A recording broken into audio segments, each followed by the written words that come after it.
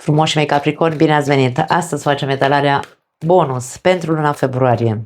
Am repetat la toate zodiile un soi de mantră care sună cam așa. Fiecare ca aceste mesaje să ajungă la cât mai multe persoane care au nevoie să le audă într-un fel sau altul, sau poate au nevoie de ele, să se folosească de ele cum cred mai bine pentru ei. Așa că începem, nu mai pierdem timpul, pentru că știm cam despre ce e vorba în această etalare. Primele mesaje pentru voi. Avans. Ok, trebuie să spargi zidul și să faci un pas în exterior. Pierderea puterii. Ok. Și tu poți, ți se spune. Poate că ai niște frici în legătură cu ceva. La capătul cărților avem moarte, avem o schimbare mare aici. Poate că unii dintre voi e o mare, hai să spunem așa, e ceva foarte nou. E o schimbare radicală să faci ceea ce n-ai făcut niciodată. Adică să spargi gheața în ceva anume în viața ta, să rupi un zid pe care poate de care ți-a fost frică foarte mult timp, pentru că aici pierderea puterii ne poate vorbi despre o persoană care a trăit mult timp în frici. Nu neapărat frici, cine știe ce mari frici, însă acea teamă în care o fi bine să facă aia sau nu o fi bine. Însă aici ți se spune că tu poți. E ca și cum universul spune: Capricornule, știu cât de complicat este să faci o schimbare radicală. Știu cât de teamă ți-a fost să spargi zidul ăsta. Însă te vei elibera. Moartea înseamnă eliberare, da? Schimbare profundă. Te vei simți diferit. Îți vei recupera puterea personală, aia pe care ai avut-o mică până acum. Te vei simți așa. Vei simți că în sfârșit poți să zbori, în sfârșit îți dai voie să experimentezi anumite lucruri pe care până acum nu ți le-ai permis, nu din punct de vedere financiar, ci nu ți-ai dat tu voie să le experimentezi. Ai stat prea mult timp într-un cocon ascunsă după un zid, temătoare, privind în stânga și în dreapta să vezi dacă, sau poate să vezi răspunsurile sau feedback-ul celorlalți. Dacă îi faci așa, o fi bine. Eu spun că tot ce văd este de bine. Mesajele sunt încurajatoare, ca să zicem așa.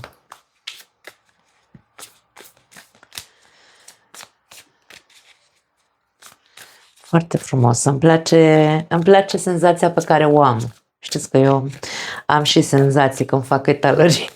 Da, din păcate. Din păcate, de multe ori zic din păcate, pentru că nu... Ce simt câteodată nu-mi place și... Na, asta e. 6 de cupe. Oferă-ți compasiunea pe care nu ți-au dat-o alții niciodată. 6 de cupe este cartea trecutului. Este cartea... Dacă vreți, cartea copilului interior. 6 de cupe este... Aici avem o adolescentă, pare că este, care s-a dus la un stand care vinde ghivece mici de flori aici, da? Ca și cum puiuți de flori. Și are această fațetă sau fațadă de adolescentă, această persoană de aici care încearcă să cumpere acel ghiveci de flori. Un adolescent, logic, dacă stăm să ne gândim la noi când am fost adolescenți, nu cred că mulți dintre noi am fi îndrăznit să avem grijă de o plantă, de exemplu, da? Eu nu, chiar și acum îmi mor florile pentru că eu nu știu ce să fac cu ele. Ori le dau prea mult de băut, ori le dau prea puțin. În fine, învăț și eu, dragii mei, că despre asta e viața. Și Și totuși merge și îndrăznește da, să ceară acest ghiveș de flori. E ca și cum, ok, dacă traducerea acestui mesaj e ca și cum dacă nimeni n-a avut grijă de mine când eram un puiuț, eu acum, chiar dacă sunt pe dinăuntru temător ca un adolescent, voi avea grijă. Eu voi avea grijă de mine, eu voi avea compasiune, da? Oferă-ți compasiunea pe care nu ți-au oferit-o nimeni. Nu ți-au oferit-o alții niciodată. Așa că, ce să zic? Nu are sens să mai stai în spatele zidurilor din trecut. Gândește-te la tine mult mai mult de acum înainte. Dar mesajele astea nu sunt... nu e prima oară când ies aceste mesaje la Capricorni. Doar că acum ies cu alte cuvinte și asta îmi place cel mai tare. Rege de spade. Cu toții putem învăța lucruri importante unul de la altul. Eu întotdeauna am recunoscut că am învățat foarte multe lucruri de la alte persoane. Dar de mic copil. Nu pentru că aș fi fost eu inteligentă sau, vezi, Doamne, m-am născut eu cu o stea în frunte. Nu, pur și simplu pe mine eram foarte curioasă și eram foarte fascinată de tot ceea ce povestea lumea, și bune și rele, pentru că știm foarte bine ce se povestea pe vremurile alea. Da, eu am fost crescută în comunism. Eu s-am născut în 78, adică când eram adolescentă, eram undeva în 92-93 când începusem eu să... zicem așa, să încep viața de adolescentă. Ideea este că chiar dacă vorbim de anii 92-93, la câțiva ani după Revoluție, știm cu toții, cei care suntem în generațiile astea, știm cu toții că nu se schimbase mare lucru. Singurul lucru care se permitea era mai multă libertate și toată lumea putea să vorbească în sfârșit, da? Că până atunci, pe timpul Ceaușescu, era interzisă vorba asta a vorbi despre, cel puțin, da, despre partide și așa mai departe, politică. Ideea este că eram atât de curioasă și fascinată de poveștile fiecăruia, pentru că atunci toată lumea începea să povestească cum ce le s-a întâmplat, cum au trăit ei, cum trăiau părinții lor, cum, ce știu eu, alte povești mai private despre care, bineînțeles, nu voi vorbi. Însă, ciuleam urechile ca un copil din ăla curios și absorbeam absolut tot ce îmi povestea toată lumea. Și în mine s-au așezat toate poveștile acelor oameni care la un moment dat, pe parcursul vieții mele, dacă vă plictisesc, dragii mei, săriți, da? Mie-mi place să vorbesc. Când am început să experimentez și eu și să vină către mine anumite situații mai complicate și așa, îmi aduceam aminte, îmi venea exact scena pe care s-a așezat, în felul în care s-a așezat în memoria mea, din viața unei persoane care îmi povestise ceva, da, din ce îi se întâmplase. Și eu nu era necesar să intru într-o experiență dăunătoare pentru mine, de exemplu, pentru că era ca și cum creierul meu îmi scotea în evidență imediat acea poveste a acelei persoane și eu nu mă băgam în tâmpenile care puteau să mă pună în pericol. De-aia spun că imposibil ca, dacă suntem atenți și ascultăm povești de viață, putem să învățăm și să știm ce e bine sau când e bine să facem ceva în viața asta, când nu e bine. Deci sunt foarte multe detalii pe care le putem vedea și zic că merită să ascultăm și să practicăm, de ce nu? Da? Învățatul ăsta de la alții.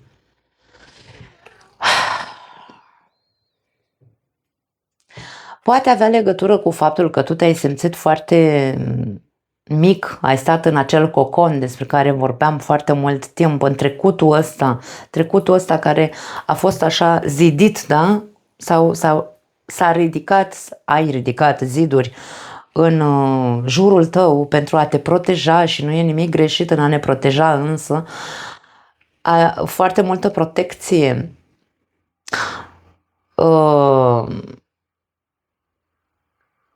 ne face să devenim, vine să spun, de foarte multe ori, nu știu dacă e corect spus sălbatici, însă antisociali ne face să fim, da? În momentul în care stai prea mult într-un singur loc, în coconul ăsta, că ce-o fi el că e casa ta, că e, nu știu, un singur grup de prieteni, unde tu te simți, undeva unde tu te-ai simțit protejat până acum, are legătură cu un trecut îndepărtat, da?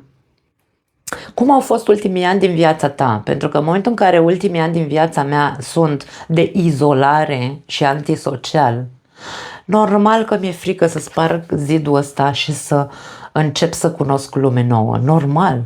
Însă, ok, regele de spade spune, au mai fost și alte persoane care au trecut prin ceea ce tu treci și au putut să iasă. Fă și tu. Tu poți. Da?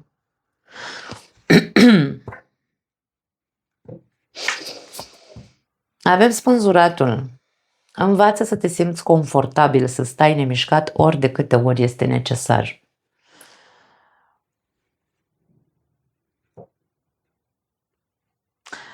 Spânzuratul în tarotul clasic nu are o poziție comodă. Da, el pare că e ok așa cu capul în jos, nu are nicio problemă. Dar nu, în tarotul clasic nu este comoditate.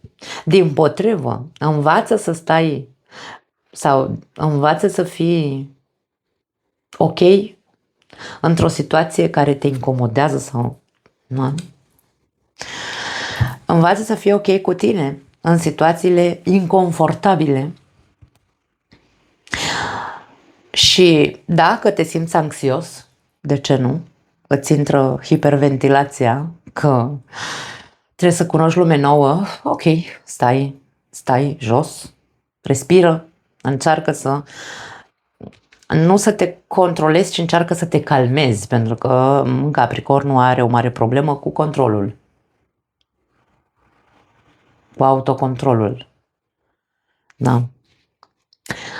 Chiar dacă hiperventilezi și e incomod pentru tine să cunoști persoane noi sau să te deschizi la ceva nou, că poate aici nu e vorba doar despre persoane, Doamne ferește. Dă-ți voie să hiperventilezi, însă respiră profund, că tu vei putea să treci peste. Da? Vei reuși. Avem doiul de monede care înseamnă echilibru în tarotul clasic. Mesajul este următorul, că în viața devine haotică, caută o modalitate de a te împământa și echilibra. Din punctul meu de vedere, Capricornul este arhetipul structurii, nu e vorba despre un dezechilibru în Capricorn. Problema arhetipului Capricorn este că vrea să fie tot timpul solid. De-aia vorbesc de control. Vrea să fie sigur tot timpul. Da. Siguranța este incertă, dragii mei. Viața nu e despre gata, te-ai născut și o să fie totul bine. Nu, dimpotrivă. Nimic nu e bine când noi nu știm să ne reîmpământăm, când nu știm să spargem acele ziduri, când atunci nu e bine, atunci e haos în viața noastră, dar când avem haosul în viața noastră și ne nu împotmolim, cum se zice, ne înfigem așa cum face capra, că de-aia e Capricorn aici, cum face capra, da? Își înfige copitele în pământ să rămână acolo înțepenită, pentru că această capră care este evidențiată în astrologie ca fiind imaginea Capricornului, este capra de munte, care niciun alt animal este capabil să urce pe acele stânci care sunt așa de înclinate, însă ea e o simplă capră care n-are bureți pe copite, da? Caută-ți punctul în care să te împământezi din nou, mai ales atunci când hiperventilezi, că poate ți-e teamă, că nu știi unde o să te ducă dacă spargi zidurile astea pe care ești invitat să le spargi, da? O să fie din ce în ce mai bine. Asta simt aici la voi, dragii mei. Chiar dacă vei simți că hiperventilezi, chiar dacă vei simți că e haos și că nu e ok, tu doar respiră. Respiră, dar continuă să spargi zidurile, nu rămâne pe loc. Hai să vedem. Meriți iubirea, bineînțeles, cum să nu. Iubire reală sau sinceră avem aici. Wow, frumoase mesaje și atrageți sufletul pereche. Ok, eliberează-te. Pentru cei singuri, pardon, cei care aveți o relație, toate aceste minunate mesaje ne poate arăta faptul că probabil relația voastră este într-un impas.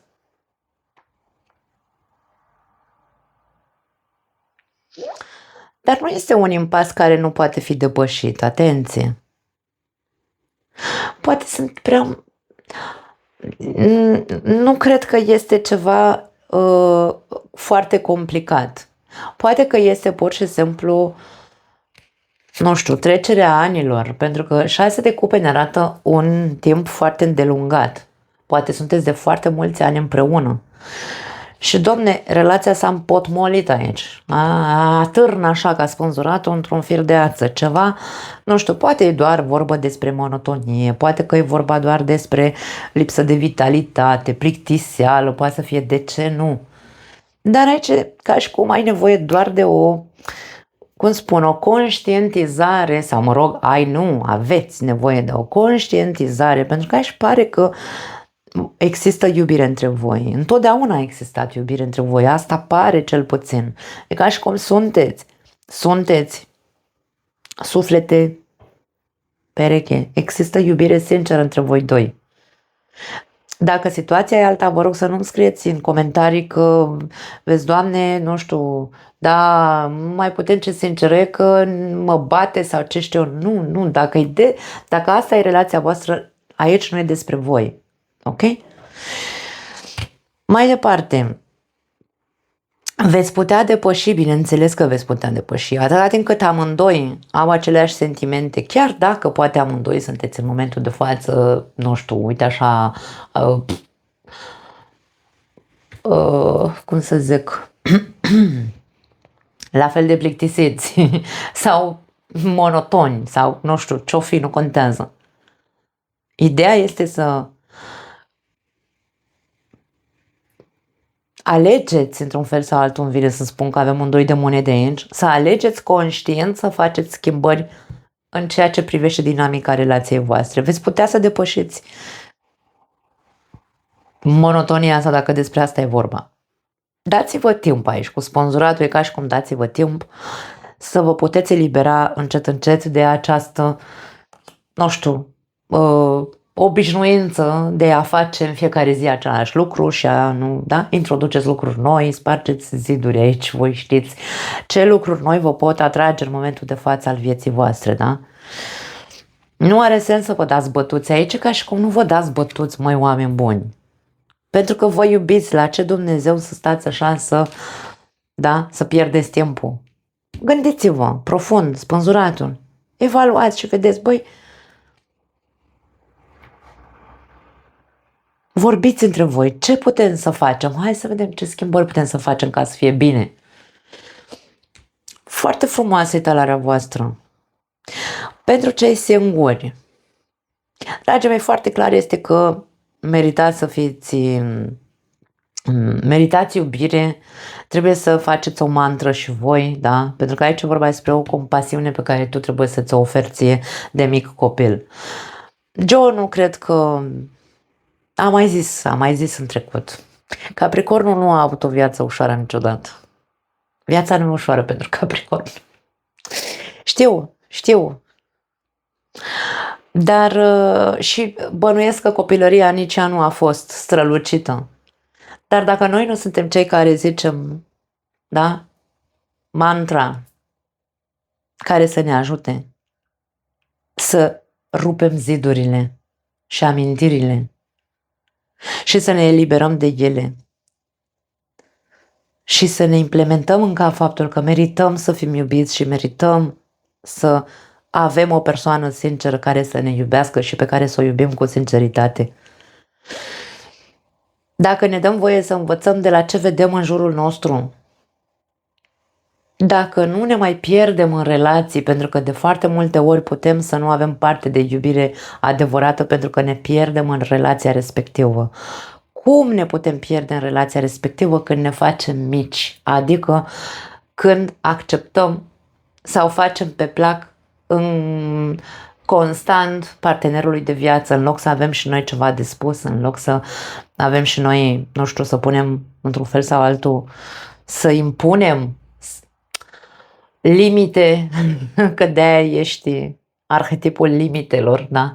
Să impun o limită, nu impun limite tâmpite, impun limite în momentul în care eu simt că fac tot și celălalt doar vrea să primească aici. Este un dezechilibru. De-aia vorbim despre chestia asta. Încercați voi cei singuri să vă faceți acele, nu știu, să învățați acele lucruri pe care le-ați experimentat, să fiți mai blânzi cu voi, să aveți curaj să intrați, să socializați și așa mai departe. Pentru că aici vedem imaginea atrageți sufletul pereche sau vei atrage sufletul pereche. Nu cred că va întârzia foarte mult. Nu se arată acum, în acest moment, însă spânzuratul arată o energie în suspendare care ne spune ca și cum că va apărea în momentul în care tu îți vei da voie să te lași. Da? Atunci când vei ieși din aceste blocaje, frici și așa mai departe, atunci când te vei elibera. Da. Eu aș spune că pentru foarte mulți dintre Capricorni se arată o persoană sinceră, o persoană cu care să aibă o relație frumoasă de lungă durată, însă sunt condiții, sunt condiții care, dar nu sunt condiții că vezi, Doamne, viața te pedepsește, că dacă nu faci nu știu ce, nu-ți aduce sufletul tău pereche, ce aici e vorba despre, e un soi de nevoie pe care viața o are ca tu să simți că primești o recompensă din partea ei. Nu este, da? E ca și cum să primești aplauzele că bravo, Capricornule, ai reușit să spargi zidurile alea, ai reușit să ieși din acel cocon, ai reușit să, nu știu, să te eliberezi de acel trecut în totalitate. Acum meriți să apară acea persoană, dar nu, insist, nu pentru că vrea să te pedepsească, ci pentru că vrea să te facă să simți că a meritat așteptarea într-un fel sau altul, dacă vrei. Foarte tare îmi place ce văd, wow! Da, să sperăm că aceste mesaje ajung la cât mai multe persoane din această zodie. Foarte frumos. Cert e că e vorba de o mare schimbare aici, foarte, foarte profundă. Avem Gazela care vine cu schimbări și purificare, așadar nu am altceva de spus. Aici e vorba despre a face schimbări foarte profunde și purificatoare, dacă vreți, da. Avem triunghiul, decizii, indecizii. Tu poți să-ți dai voie să mai stai încă în această, da, doi de monede, avem aici, nu sunt sigur dacă o fi bine, nu o fi bine. Cu cât stai mai mult în această indecizie și nu spargi odată zidurile astea și nu ieși din coconul ăla, cu atât mai mult prelungești. Mie vreau să spun că prelungești, nu știu dacă e agonie neapărat, prelungești pur și simplu, conștientizează că pierzi timp prețios din viața ta care nu se întoarce. Eu am mai zis că noi trăim, din momentul în care ne naștem, nu mai trece o zi în viața noastră, ci ni se ia o zi din viața noastră. Să nu uităm acest aspect. Eu de când am auzit fraza asta am zis, wow, cât de inconștienți suntem că de fapt mâine nu e o nouă zi, mâine e o zi mai puțin. în calendarul meu interior. Da? Și avem copacul care vorbește despre stabilitate și creștere. Dragii mei, se arată lucruri minunate în viața voastră. Decizia până la urmă întotdeauna este a noastră. Aici avem cățelul care ne vorbește despre loialitate și determinare. Așadar, vorbim despre, în primul rând, despre persoane loiale, probabil care vor apărea în viața ta, sincere. Putem să vorbim despre o certă loialitate și acea ambiție, acea determinare pe care cu toții o avem când o punem în acțiune, da? Sau când ne punem acel, cum se zice, ne punem obiectivul și zicem, băi, eu vreau aia în viața mea. Nu mă las până ajung acolo. De-aia spun că Capricornul e cea mai capabilă persoană să ajungă acolo în vârf. Când își pune ambiția și scapă de fricile alea și sparge zidurile. Loialitate față de tine și față de obiectivele tale poate fi un alt mesaj aici cu acest cățel. Doar tu poți să faci schimbările, doar tu poți să spargi zidurile în viața ta, doar tu poți să iei decizia când vrei să acționezi, doar tu poți să-ți oferi acea stabilitate sau să o construiești, da? Stabilitate și creștere, adică evoluție. Meriți zahăr, nu sare, acest mesaj a ieșit și la Săgetător, nu știu dacă aveți planete și în zodia Săgetătorului. Poți să-ți manifesti toate dorințele. Deci aici, din nou, tu poți, dragă Capricorn. În momentul în care îți intră foarte bine în cap că meriți dulce, nu sărat în viața ta, meriți tot ce e mai bun în această viață, nu atât de mult zahăr încât să faci diabet, însă când îți dai voie să accepti să mintea ta să accepte, inconștientul, habar n-am cine trebuie să accepte în tine, faptul că meriți mult mai mult dulce și rămâi acolo pe poziție determinat să-ți ajungi la acel obiectiv pe care îl ai, vei vedea cum în sfârșit vei reuși să ajungi, pentru că n-are cum altfel. Toți suntem praf de stele. Aici poate că are legătură și cu partea asta mai spirituală. Eu nu știu dacă e vorba despre faptul că poate unii sunteți prea terenali sau prea încrustați așa în tot ce înseamnă știință. Poate e complicat să acceptați lumea spirituală sau poate nu credeți că puteți să manifestați ceva prin mantre, cum am zis eu. Eu aș spune încearcă să probezi, nu-ți spun nici că se poate, nici că nu se poate. Fiecare avem experiențele noastre în această viață, din punct de vedere spiritual mă refer, sau a manifestărilor, sau a ceea ce manifestăm în viața noastră. Tu doar practică și încearcă să vezi, pentru că toți venim din același loc. De-aia mesajul ăsta spune, toți suntem praf de stele, toți venim din același loc, toți avem acea scânteie dumnezeiască în noi, după cum se spune peste tot, așa că de ce să nu mă folosesc de această, nu știu cum să o numesc, calitate, această, nu calitate, cum se numește, mă?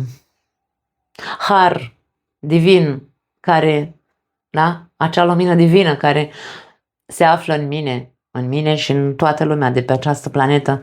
De ce să nu mă folosesc și de această parte ca să pot să manifest, să mă ajute mai mult, da?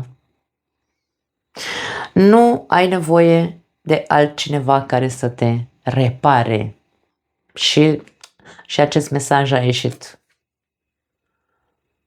Da, nu știu dacă la Scorpion sau la Săgetător, în fine. De ce crezi tot timpul că îți lipsește ceva? De ce? Nu, că îți lipsește ceva ție în interior, ca și cum, băi, nu sunt eu bun la nu știu ce. De ce mereu e o afirmație negativă față de tine? De ce nu crezi în tine? De ce crezi că ești stricat sau că ai ceva stricat în tine? Poate că faptul că acest mesaj a vrut să iasă, poate că încearcă să te facă să te centrezi un pic mai mult pe lumea asta spirituală, gen conectarea cu esența ta. Prin ce? Prin meditație, prin nu știu, yoga, alte chestii care te pot aduce în conexiune profundă cu esența ta. Ca să ieși de aici din părerea asta proastă despre tine în care nu, că nu sunt eu în stare, nu sunt eu bună la aia, nu sunt eu bună la altă.